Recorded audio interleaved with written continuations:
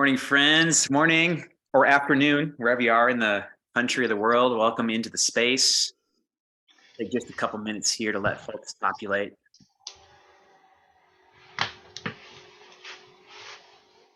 Welcome, welcome. Thanks for making space for this conversation. We'll get to this in a second, but as you're coming in, be fun to hear where you're coming in from and what faith community or congregation you represent. And so the chat feature is enabled. And so would love to see you, would love to know where you're coming in from and what congregation or faith community you're a part of. So go ahead and populate that into the chat thread right now.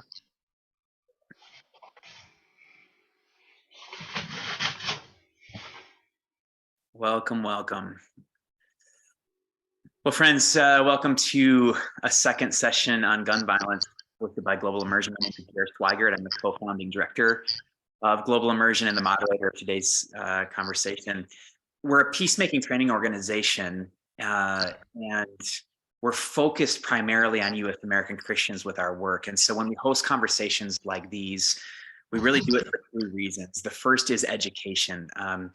The fact of the matter is my vision is not 2020. I'm never fully right. I'm always partially wrong. And so we need to get exposure to the things that we're not yet aware of. And so this is a conversation that's about education. Secondly, it's about transformation. We're not going to move the needle on any level of personal or social transformation through tips, tricks, and new scripts. The fact of the matter is we need to become substantively different kinds of people. So when we host conversations like these, they're transformational in their intent. So education, transformation. And then the third reason we host conversations like this is around mobilization. And we're not built to make change alone.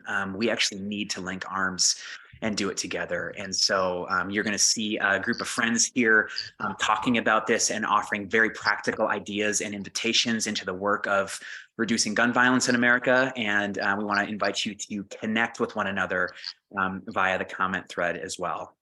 In all that Global Immersion does, we're forming everyday peacemakers to mend divides. Everyday peacemakers are folks who are learning to see more accurately, immerse more courageously, and contend more creatively and collaboratively in the work of repair. And so ultimately, our hope is that this conversation forms us more fully as everyday peacemakers and reconciling leaders. Again, welcome into this conversation in the form of housekeeping. Y'all have been on multiple webinars or live conversations like this. And so use the comment thread.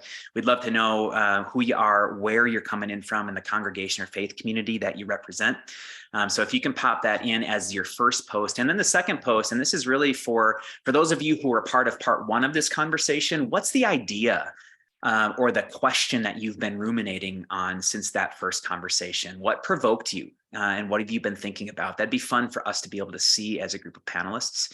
For those of you who weren't a part of part one, but are part of part two here, what brought you into the conversation? Why are you creating some space in your day to have a conversation about gun violence? We'd love to hear that as well. You'll see the Q&A feature, and the Q&A is there explicitly for questions. And so we want to invite you to ask questions. Feel free to be imperfect and incomplete in the way that you ask them. We're not looking for well-articulated questions. We're looking for what you're curious about. And so populate those. Our panelists are going to be keeping an eye on that. And then we're going to have some support as well, pointing us to some of those questions that we'll be interacting with as well as we can throughout the conversation. Then we'll see how much time we have left at the end of our time together. In framing this morning's conversation, it's mind-bending to me that part one, it was in the wake of a mass shooting in Nashville, and here we are this morning or this afternoon for you in the wake of another mass shooting, this one in Louisville, Kentucky. And I'm struck by my lament deepens about how what once was a one-off act of terrorism is becoming a terrifying endemic of gun violence. We live perpetually in the wake of another mass shooting, it seems, or act of gun violence. It also comes in the wake of a couple of politicians being expelled from their seats for daring to do their jobs. And so we as leaders on this call. I hope we're here to grow in resilience as everyday peacemakers and reconciling leaders, because we acknowledge that when we stand up and move in the direction of nonviolence, it's very, very costly. And so we lament. We're here to grow resilience, and ultimately we're here to move with merciful action in the direction of repair. We acknowledge that this is one of many conversations hosted by many organizations today, this week, this month, and over the course of history. And so this is not an exhaustive or a conclusive conversation. What we hold in common as panelists is that we're fueled by our faith into we're fueled by our faith in a nonviolent, cross-wearing God into the broken things to be a part of repair. That's why we're here. And today we're talking about gun violence, but ultimately we don't get to be cause-based people or issues-based people. As followers of Jesus, we're actually invited into the fray that's right in front of us, equipped with the tools to transform. So that's what we hold in common, and that's the unique conversation that we're going to have today. In part one of this session, Shane Claiborne offered some really important perspective on our national fixation with guns, its incongruence with Jesus, and what it's costing us. And then Mike Martin from Raw Tools invited us as individuals and congregations to take tangible actions that lead to change. And then our third panelist was a really, really unique voice. It was a dear friend of mine, Kelly Knox, who's a gun owner who took a really important journey to make a decision to decommission his AR-15. And if you have 10 minutes and haven't seen part one, listening to his journey is worth your time. That in and of itself is worth your time. And then Pastor Amy Kasari of Antioch in Bend, Oregon, talked about the journey that her congregation is taking in the direction of becoming a gun decommissioning site. So it was a remarkable conversation. Use it in your congregations as a tool for a catalyzing tool to move folks into this conversation, because it was really, really accessible, really thought-provoking and inspirational. There are a couple of framing thoughts, though, that inform part two of this conversation. And here they are. Number one, American Christians are heavily armed, and we tend to be the most vehement about our right to own and carry weapons for the purpose of self-defense or violence. As Shane said, the people who claim to follow the Prince of Peace tend to be the ones packing the most heat.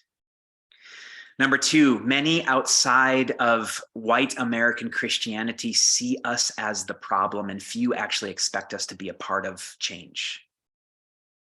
Number three, political advocacy is important on this issue, and we as faith leaders and congregations don't need to wait until they find their will and agency. We can and do so much more. And number four, there is much at stake for faith leaders who move in the direction of nonviolence, especially as it relates to guns. And so for you to even take a step into this conversation, you know that you do so with risk. There's risk involved.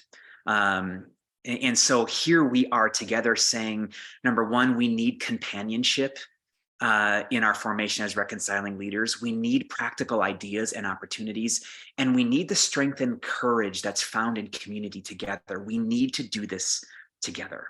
And so that's much of what this conversation is all about. This morning's panel brings the return of two of those friends, and then a voice that's new to me, but not new to reducing gun violence in our country. Mike Martin is the founder and executive director of Raw Tools, which is a peacemaking organization committed to disarming hearts and forging peace. Mike and his team are quite literally transforming guns into garden tools, and believe that congregations have a huge role to play in the eradication of gun violence in America. Pastor Amy Kasari is the pastor of hospitality and justice at Antioch in Bend, Oregon. Antioch is a church located in the heavily armed Central Oregon, and they're committed to joining God in the reconciliation of all things. And then Reverend Jan Orr Harder is the moderator of the Gun Violence Prevention Working Group of the Presbyterian Peace Fellowship, which is a coalition of leaders and congregations committed to moving the needle on gun violence in America. And so we have three really remarkable leaders, everyday peacemakers, reconciling leaders who are leveraging their influence in a way to raise our capacity to be a part of change on this issue.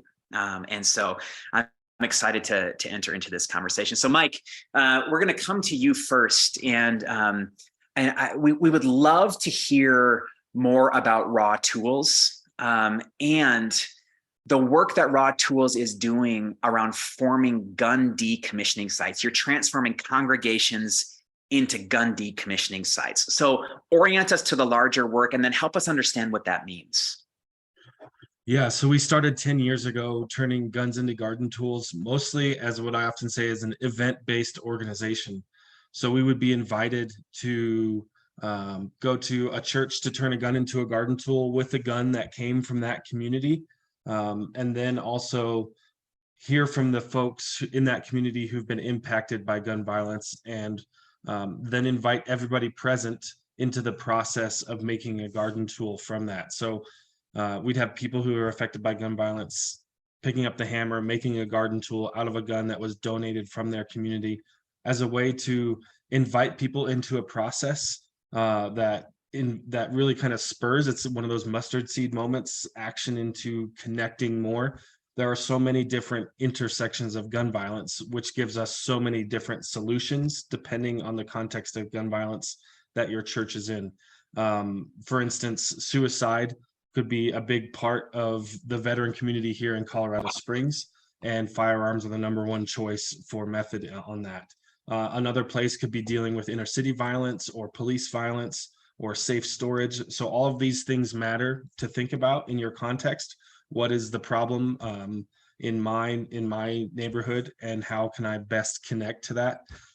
If you're stuck between different political or theological ideologies, then that can also help inform, what's the easiest access to talk about, just getting people to the table to talk about this, and then the implications of becoming public with your church about this is what we want to do. And so this process to build up churches to become decommissioning sites really started by churches inviting us to turn guns into garden tools. And we continually and slowly, really an organic process built on that. To the point where when Shane and I were traveling for our book tour and doing this at every site, people would leave the event and say, I'll be right back with my guns. That it was like those loaves and fishes kind of moment where we only planned to get one gun that night for the event, but then we chopped up a dozen because multiple people went down the street, grabbed their guns and brought them back, because they heard of people who've been impacted by gun violence 30 years ago, and how they're still, every day they have to wake up and deal with the trauma of that loss. And they wake up in different frames of mind. And so I think one, there's the logistical piece of this that Jan will probably talk about a little bit later, and maybe she can fill in the blanks that I leave out. But so you have to cut up the gun to fulfill legal requirements. And that's 3 cuts through the gun. I sent a picture to Maggie, but if it doesn't get up, that's okay. It's really simple. You make 3 cuts with the saw.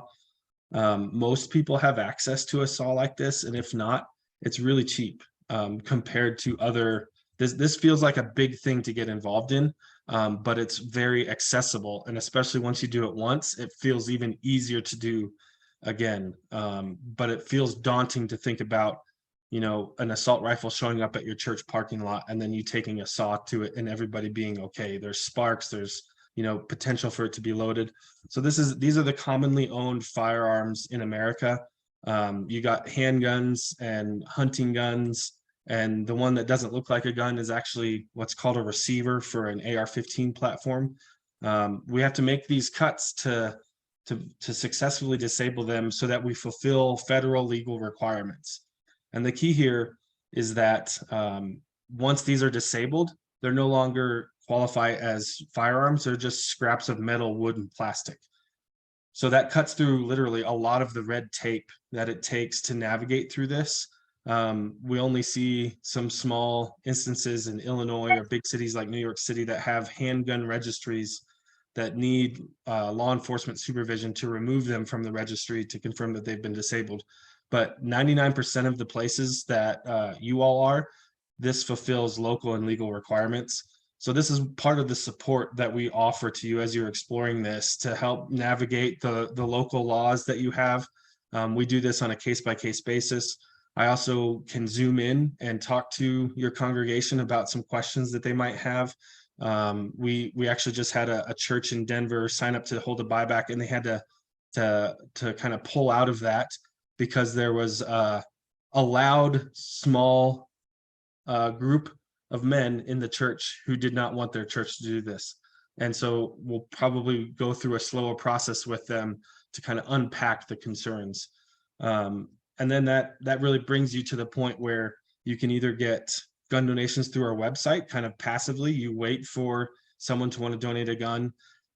We get that request and we see that it's in your area, so we'll connect you to that gun donor and set up a time to meet in a parking lot, plug in the saw and cut it up. It's really a 10-minute process. We also walk through possible situations where there might be trauma attached to that gun donation, and so help you answer that, or help remind you to bring people who are qualified. Maybe that's pastoral counseling or mental health professionals who might be able to connect these people to resources. Myself and others have received firearms right out of evidence boxes. So sometimes that's because they went to the police station right after the loss of a loved one to pick up what is now their property, and they bring it straight to us. Or it's been in their storage unit for 30 years. They never wanted to see it since they received it. So they're watching it. They're seeing it for the first time since the trauma very often. So all of this stuff, all these layers is happening while this is there.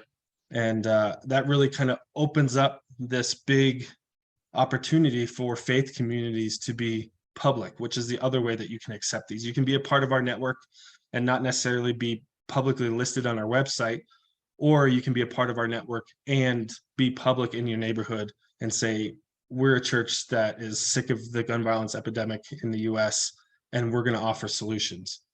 So once you start cutting up firearms, you naturally start to connect to the resources in your community that help with gun violence prevention and postvention. So that one, we don't want it to happen anymore, but it's going to continue happening. So how do we help the people who are going through it not fall into kind of the negative cycles of, sometimes that's victim offender cycles, right? If it was a harm caused, then you start to harm others, or it's just that your own mental health starts to deteriorate after a sudden loss of a loved one. So there's a lot of that you start to move into, and you will find that people in your church are very passionate about these different issues that affect gun violence. It could be suicide prevention or domestic violence resources, things like that. People in your church are very passionate about what we call, or what a lot of people say, it's either a gun problem or a heart problem.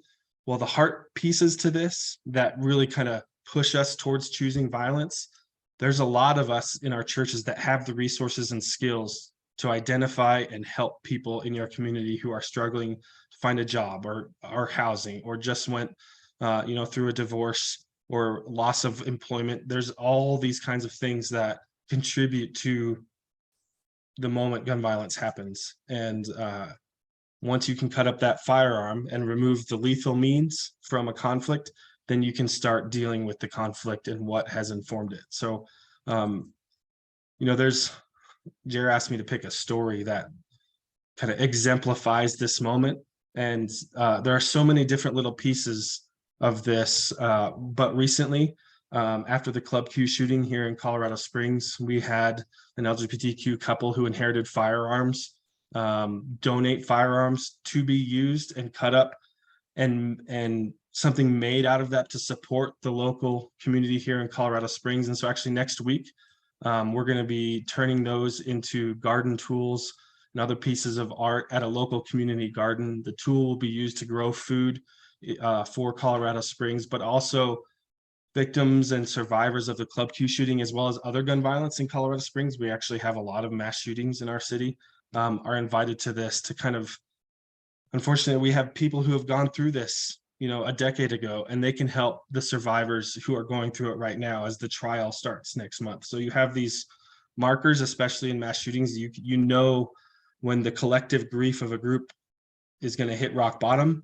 and what can help bring it out, because unfortunately we have too many of the mass shootings. But more often you're gonna see connections to suicide or domestic violence that you're going to deal with. And really a lot of mass shootings are classified as suicide because they don't expect to survive. So there's just so many beautiful things that grow out of this that you don't plan for, and that really motivates you and the rest of your church to continue exploring nonviolent options to conflict, but also how to engage your community in reducing gun violence. Thanks, Mike. Yeah, I'm struck. So for those of you who are like, what does it mean to become a gun decommissioning site? Here we have in Raw Tools the resource to say, here's very practically the resources that you need. Here's exactly how you cut up these guns. Here's a template for how you actually host one of these public events, or maybe it's not a public event, but here's how you go about doing that. But the other thing that that I'm struck by in Mike's leadership is he's also a Presbyterian pastor. And so he brings a pastoral understanding of like, how do you think about some congregational formation? How do we anticipate some of the obstacles that we're going to encounter along the way? And how do we pastor our congregations through the necessary change that it takes to actually become a gun decommissioning site? There's a transformation of heart, soul, and culture that needs to happen there.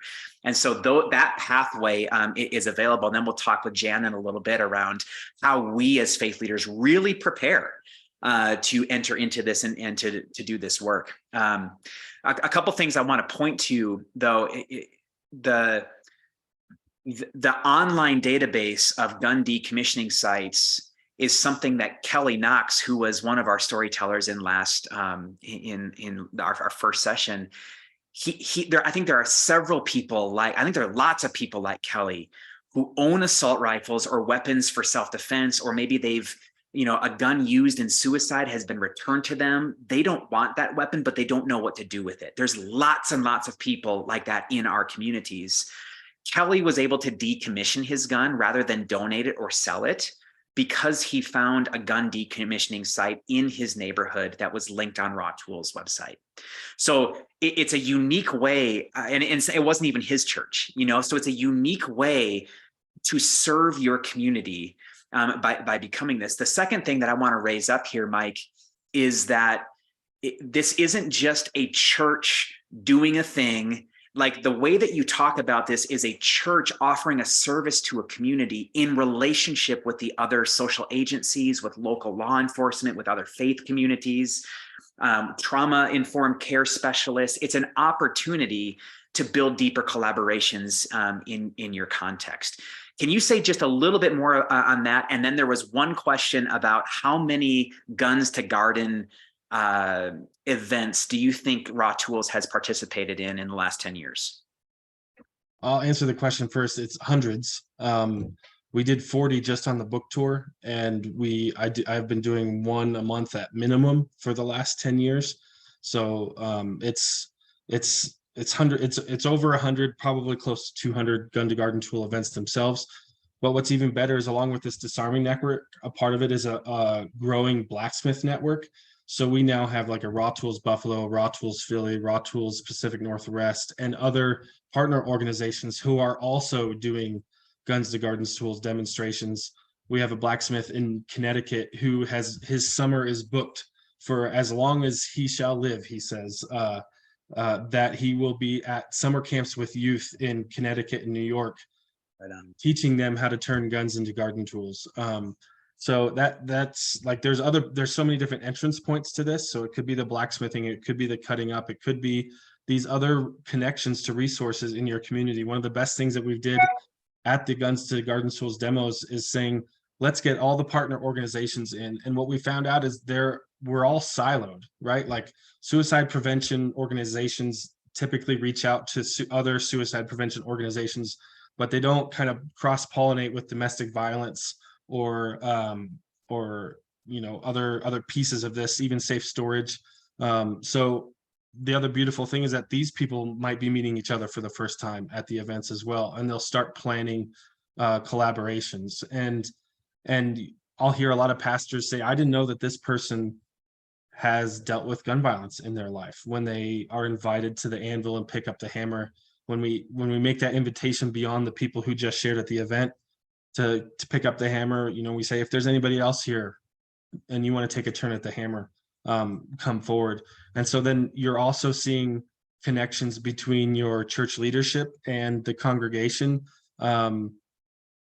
these people are also that these events like invite people into partaking in this solution, and that could be added time, it could be added donations to support a cause like suicide prevention. It might push your congregation to kind of follow a passion of 1 or 2 or 3 members that were at that event, and how can we reduce gun violence in our local context.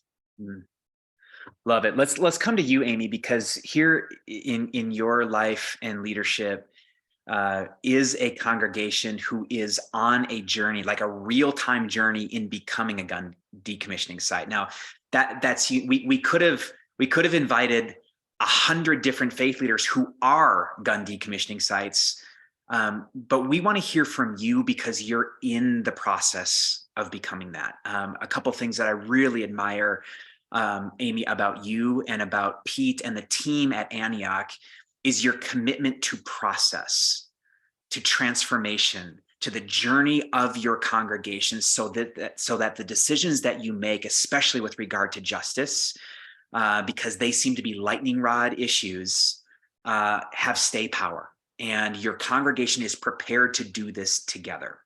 And so, Amy, talk to us a little bit about, maybe you can even start with some of your own personal relationship with guns and the way that you've been thinking about this, and then the journey that Antioch is on, highlighting the obstacles and the very meticulous steps that you've taken as you're building this road as you go, of course. But tell us the story, and then we'll interact. I'm sure, and folks are going to be Q&A-ing you along the way, so I'll be firing questions from our audience to you. So take us away, Amy.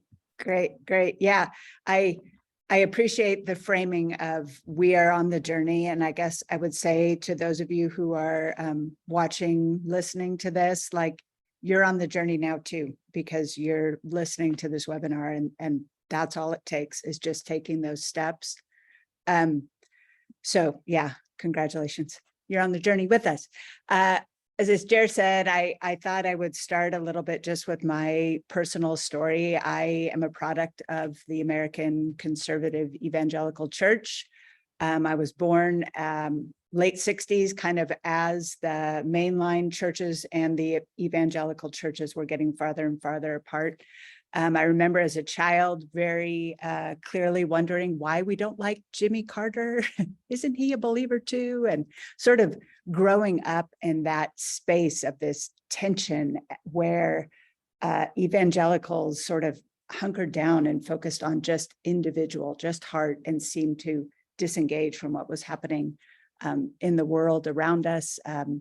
I grew up with the whole world's going to burn, so who cares? It's got to get really bad before Jesus comes, and then he's going to, magic it all away. So that's kind of my upbringing. And as I entered adulthood, got married, had kids, I just felt like I was holding these big faith questions and watching the world and watching social issues and violence and brokenness in the world, and just wondering what to do with all that while holding on to my faith. So thank God I found Antioch Church in Bend, Oregon. Whew, deep breath. I knew instantly that these were my people because they were talking about both things. They were talking about a personal relationship with Jesus and about pursuing justice. Our founding pastor actually wrote a book titled Pursuing Justice. And we talked about Christianity on a global scale. We wrestled with the big questions. He loved to say that we talk about truth, which is what we see, and justice, which is what it ought to be. And as believers, we know that that what ought to be is God's kingdom here on earth. So that's justice. And I think we can all admit that posing with an AR-15 is maybe not justice, might be truth, but certainly isn't what ought to be. So once our founding pastor moved on and our new lead pastor, Pete Kelly, stepped in, we really decided as a team to boil our work down to the footprint that we occupy here in Central Oregon, in Bend, Oregon. I stepped into my role at that time about 5 years ago, and we adopted the mission statement of the reconciliation of all things. And we began to hone on what it means to preach the whole gospel, which combines the faithful messages of the evangelical church that I grew up in and the mainline, more progressive church that we see in our country today.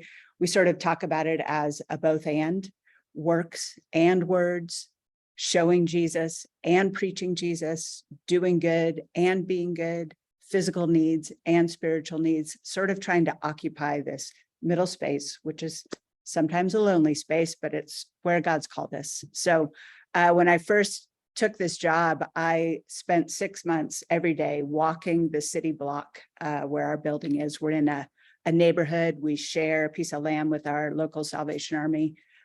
And I just walked and prayed and walked and prayed every morning, just asking God to show us the way.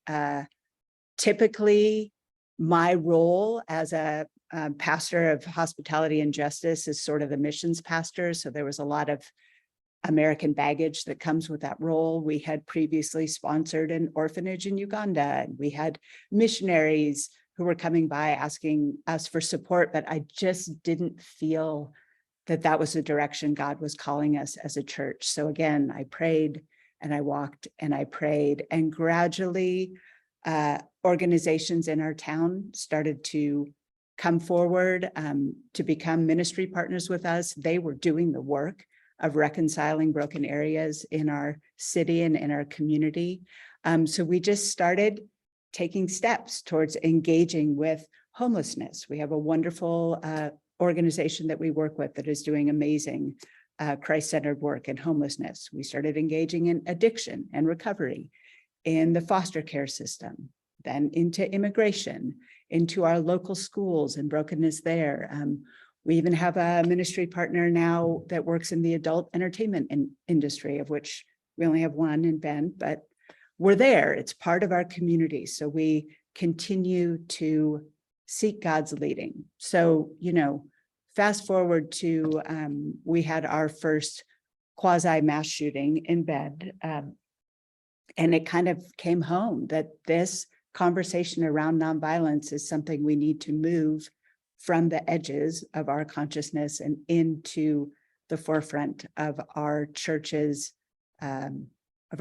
work in our community. So it was pretty clear who we would go to as a ministry partner. I had read the book Beating Guns ages ago and was so intrigued by that. So thankfully, I have a relationship with Jared. He set up a Zoom for Mike and I and my lead pastor, and we just started to imagine what it could look like to start moving our church in the direction of becoming a gun decommissioning site. And then just as the news is unfolding with another mass shooting over and over and over, Mike, I like what you said. You said, we're a church that's sick of the gun violence in the US, so we're going to start cutting up guns. I think that captures the refrain of a lot of people in our community right now. We're just sick of it, sick of saying, you have our thoughts and prayers. There's just this passion to want to start being different. For me, it's always tempting for me to just jump and run ahead, but I've learned over my 5 years of this work that that is generally not lasting. So I'm part of a congregation, and the process we are on is we are having conversations with our people. We're running an adult Sunday morning class for people who want to engage in the idea of what it means to be a nonviolent follower of Jesus. And the hope is through the discussions and the books and the side conversations that will build a crew of Antiochers who are ready to operate a gun decommissioning site. And I'm not, again, just being real with you, I'm not totally sure what that's going to look like, if we're going to do one event or an event every 2 years, or I'm not sure what it's going to look like. We're in the middle of that. So, but I'm excited to be in a space where we're having these conversations. It's really jarring to see photos in the media and on social media of families posing with their guns. And I feel like now is past the time for Christ followers to present a different hope. Our hope isn't in weaponry. Our hope is in Jesus. And just coming off of Easter, when we imagine Jesus on the cross with his arms spread wide in love and in welcoming. And it's just such a contrast to me to imagine a believer clutching a gun and contrasted Jesus with his arms open wide, and feels very clear to me where God is calling us, not this, but into this. So I don't know, I'm rambling. I have lots of notes, but that's kind of the gist of where we're at. And I'd love to field any questions or anything I'm missing, Jer. Yeah, yeah. And for those of you who are listening in, go ahead and if there are some burning questions for you, go ahead and populate those in the Q&A. Amy, I'm struck by a couple of things. One, and this is for all of us listening in, Antioch is like its roots are a conservative Baptist church. It's like, like, if this can happen with a conservative Baptist church, I think it can happen with any church, not to mention the social location of Central Oregon boasts one of the most heavily condensed white militia and heavily armed locations in the country. So like, this is, talk about living as the hopeful alternative in the midst of a very heavily armed, violent context. So if this can happen in Bend, Oregon, I think it can happen anywhere. I want the question that I'm wondering is, you all are making a decision. You didn't start with a conversation on guns and gun violence. You're starting with a conversation on nonviolence.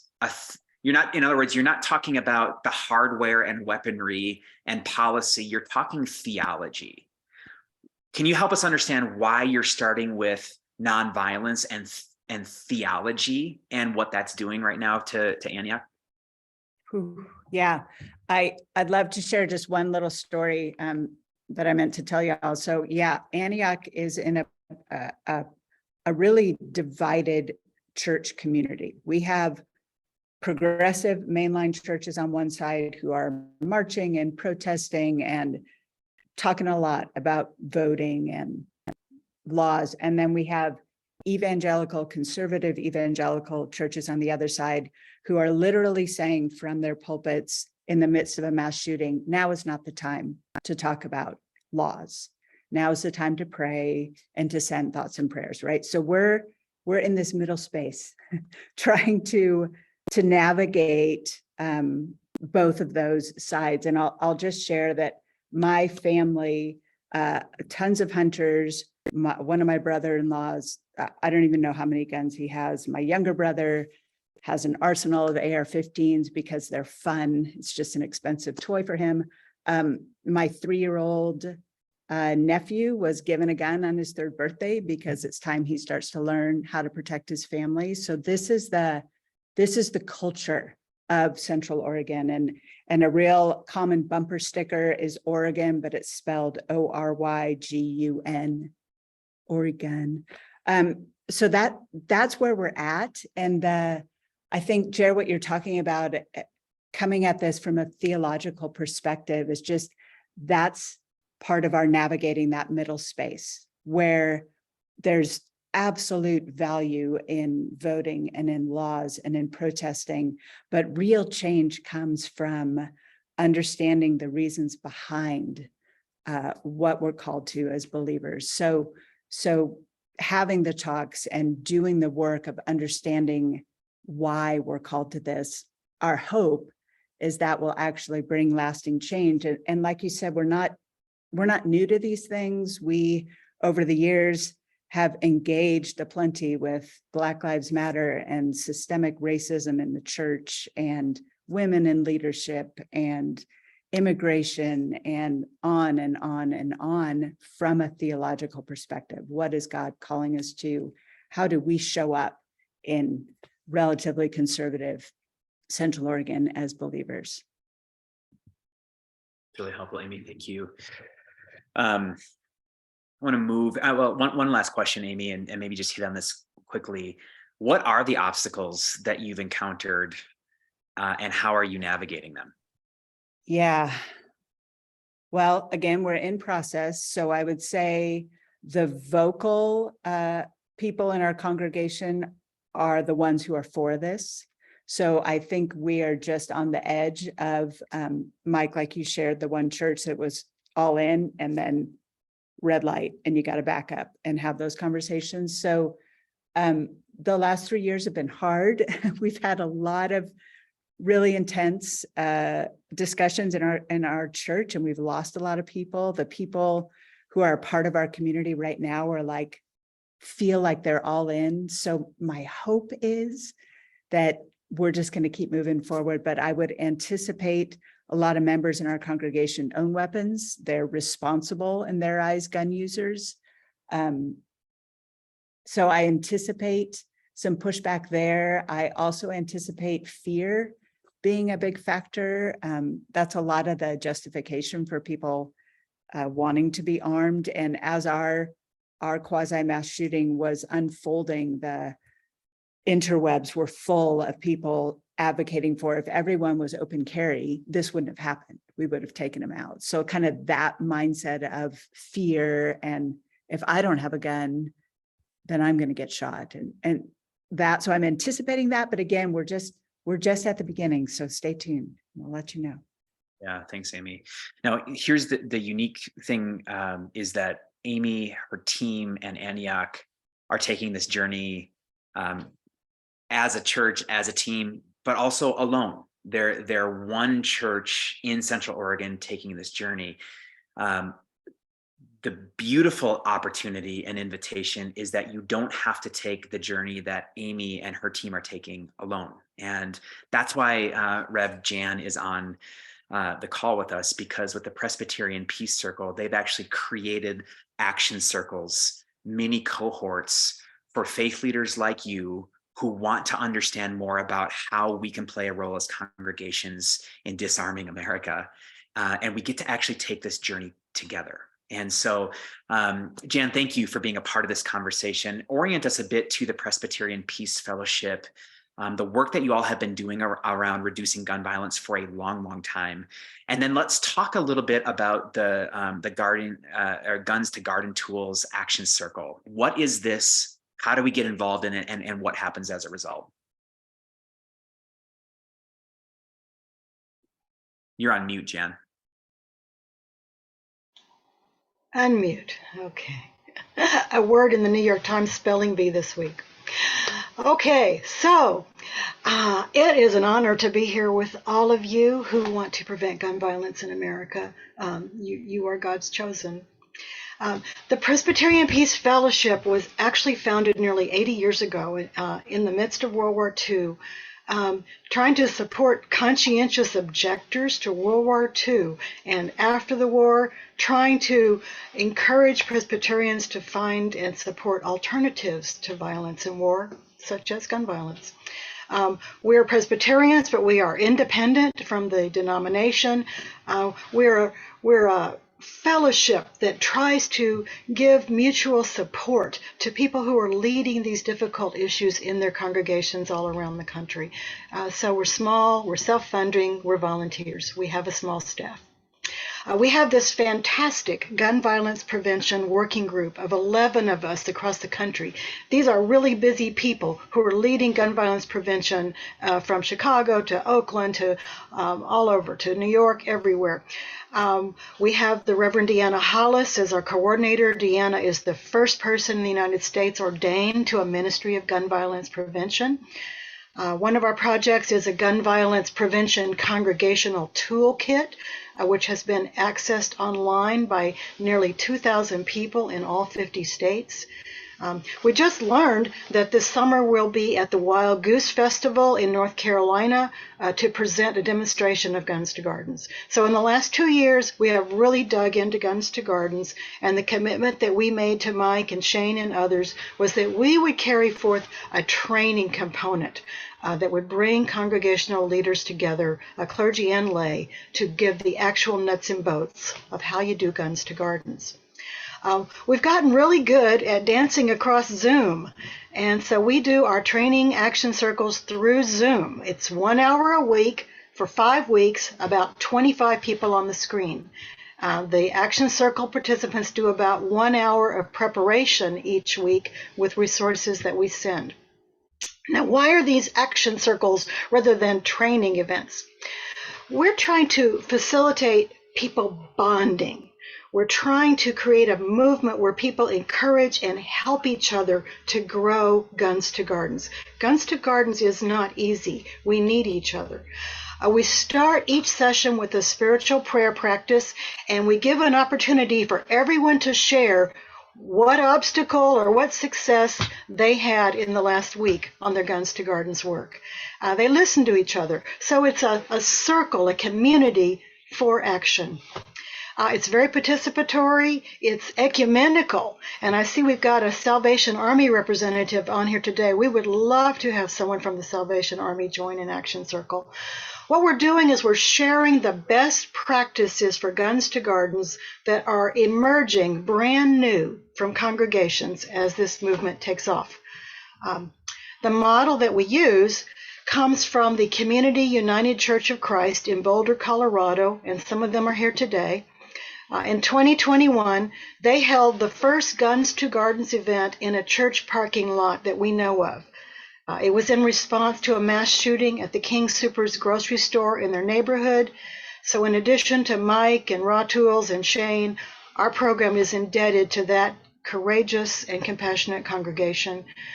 We also have a very close bond with New Mexicans to prevent gun violence, and so we use their videos and their resources all the time as well.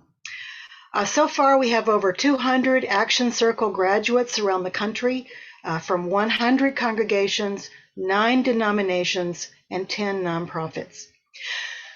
So here's what we cover in 5 weeks. Okay, it's a lot. The first session is an introduction. What is Guns to Gardens, and how do you present it to your church and your church leaders? We provide language to use and some language to not use. Like, we don't use the word disarming. We use dismantling or decommissioning. We talk about the 3 P's of Guns to Gardens as a way to present this to your congregation. The 3 P's for us are Guns to Gardens is practical. It gets rid of guns without putting them in the market. It's pastoral because people are broken and traumatized by gun violence in our country, and the church is the perfect place for these events to happen. And it's prophetic because it's Americans voluntarily getting rid of guns rather than getting more guns. And so we think that is a challenge to our elected officials and anyone else that the Holy Spirit can get to do more, to go beyond Guns to Gardens. So it's all of those things. So in that first session, you're learning how to talk about it. We also present a way to find allies. So the first week's assignment is to identify Guns to Gardens allies in your community. The second week is all about logistics and chop saws. We use Mike's training video. We use a video from an actual church Guns to Gardens event. We study that diagram that Mike showed you from the Bureau of Alcohol, Tobacco, Firearms, and Explosives on how to legally decommission a gun. We talk about safety issues. We have a site plan that we share that shows how you can create a flow in your church parking lot so that the gun owner can stay in their car and drive through the event. We talk about supplies. We talk about the various roles of volunteers, the chop saw operator, the gun handler who must know how to check a gun to make sure that it is not loaded. We have a lot of discussions and questions in that session. We also talk in that session about whether or not to involve your local police and the implications of that based on your state laws. The third session is about gift cards, fundraising, and publicity. We talk about exactly how to set up a church corporate gift card account so that you can order bulk gift cards. You can't just go into your grocery store. We've had people try. You can't go in and buy $5,000 to $10,000 worth of gift cards because gift cards are used in money laundering, so they won't sell them to you. So you have to go through a process of knowing how to get gift cards. We talk about fundraising, and then the screen just comes alive. Everybody in the group has an idea about how to raise money for Guns to Gardens. We coached the group on publicity. We even had one church that went through Guns to Gardens, and they decided not to do any publicity because they were afraid. This was in Georgia. And so they were all set up with their chop saw. They knew what to do, and nobody came. So the second one that they did the publicity. We talk about how to do publicity in the church, among churches, how to use press releases and social media to get the word out. We also encourage people not just to promote their event, but to put themselves in the context of a growing national movement, that this is something brand new that American citizens are taking upon themselves. So it's always in the context of promoting a national movement. The fourth session is on race and guns. The Presbyterian Peace Fellowship has a commitment to look at everything we do through the lens of anti-racism. So in that session, we use resources and films, particularly from leaders, people of color, voices of color, to help us better understand the dynamics of race and guns. For instance, most of us are not familiar with the history of the Second Amendment and the compromise that was gotten between the Second Amendment, whose original purpose was to help preserve slavery. We talk in depth about the impact that guns and gun violence have had and continue to have on communities of color every day. The final session is on the pastoral care and spiritual courage of everyone involved in Guns to Gardens. We talk about the role of the shepherd, who is the volunteer who accompanies the gun owner through the process of dismantling the gun, who hears their story if they choose to share it. We talk about park and pray stations. We talk about the spiritual care and blessing of all the volunteers who are involved in this project. We even have a blessing of the saw. We close the action circle with a rather sacred time of giving all of the people involved, who are generally going to be the leaders in these events, an opportunity to reflect on their own personal motivation and the spiritual gifts that God has given them for this work. So those are the 5 sessions. Afterwards, we stay in touch with these folks. When they graduate, they get this huge Google Doc from us that has all the resources we gave them, plus where to find more, how to find Mike, how to find all these things. It's a Google Doc so that as more best practices and resources come forward from churches, we can update the Google Doc and everybody's version will automatically update. It's absolutely magic. We are able to connect people geographically. If someone was in the Summer Action Circle from North Carolina, we can put them in touch with someone who was in the Spring Action Circle from their area. So we try to bring people together. This Thursday, we're having our first Guns to Gardens Action Circle tune-up call. We've invited everybody who's graduated to come back and meet in small breakout rooms to talk about how it's going, successes, problems, where they are on this journey of Guns to Gardens. That's part of our momentum to encourage everyone to participate on June 10th, this coming June 10th, which is the next National Guns to Gardens Day. It'll be our 3rd National Guns to Gardens Day.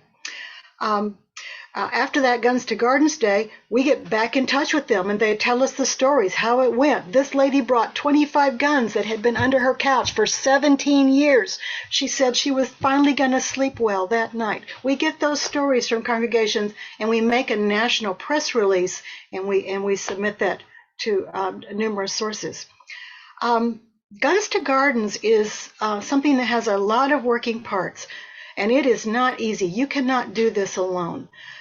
We are meeting amazing people who are determined to bond together to prevent gun violence. We are so proud of these people, and they are the best churches in America as far as I can tell. Here's one example of the kind of community we're trying to create. In this Winter Action Circle, just by coincidence, there were all these folks from the St. Louis area, nuns, Presbyterians, all these folks. They did not know each other. And at the end of one session, one person raised his hand and said, would it be possible for those of us from St. Louis just to stay on for a minute after this Zoom call? We said, sure. So we sort of sat back, and they just jumped in, meeting each other, sharing their contact information, and we watched as they planned an ecumenical Guns to Gardens event spontaneously right there after the Zoom training, and that's going to happen on June 10th. So this is the connecting we're trying to facilitate, and I invite any of you who are listening and any others from your church to sign up for the next Action Circles. We've got a spring one. The next Action Circle is May 4th through June 1st at 7:30 on Thursdays in the evening, and then we'll have another one this summer. If you sign up with the link and it says sign up on the waiting list, go ahead and sign up. We'll get back to you, and we will get you in an Action Circle if you are interested. We want to be there to serve you. I want to close with a quote from Reverend Nicole LaMarche, who is the pastor of Community United Church of Christ in Boulder, and I think she's here in the call today. Nicole said this: "Don't underestimate our role as conveners in the community. Our places and spaces as people of faith and kindness are game changers. People are looking to transform all of this trauma. In a time of uncertainty, Guns to Gardens is something the church can offer. We are made for such a time as this." Thank you. Thank you so much, Jan. So good, so practical. Friends, and as you hear, like there has been historically a movement afoot, and we get to be a part of growing that. We get to be a part of it if we want to, and so one of the things I'm so compelled by, not only the practical invitation and the training that happens, but like I love the idea of the cross-pollinating that happens between reconciling leaders and the congregation who are involved in this work, and the network, the growing network that's building for us to literally cross-pollinate our ideas and our programming. I'm looking at the comment section, the Q&A. There's questions being asked of Amy, like, what are the resources? What are the teaching sessions? What are you guys doing? That's what's happening here in collaboration with Raw Tools and the Presbyterian Peace Circle. We're free sourcing gun violence reduction together, and I think we're microdosing our way in the right direction, the direction of repair. But we get to do this together, and so friends, the invitation is to take the next step beyond this informational call into the movement. The most practical next step that you can take is to register for the Guns to Gardens Action Circle. Jan, can you let us know how many spots are available for this? What do we do if it's already full, things like that? If it says sign up for, there are a few spots open as of this morning. If it's full, it says sign up for a waiting list. So sign up. We may have a second session running this spring, so we'll get back to you. Sometimes we offer them midday, Thursdays at 12:30 Eastern time, kind of a lunch hour gathering. So we will get you up in there. If it says sign up for waiting list, I was telling Jared that this morning that a whole bunch of folks from Illinois from one church signed up for this particular cohort. So we may move them out and have their own cohort and open up more spaces. We generally have 25 people. We've done it with as many as 40. 25 is a good number for interaction. So it's about that. Wouldn't it be great if the 30 people represented here right now, representing at least 30 different congregations, entered into this space? I would recommend, if you do this, as a congregational leader, bring at least one other leader with you into the space. It's just so much better to have a dialogue partner to be able to bring this and infect your community and your congregation as a tandem or as a trio rather than as an isolated leader.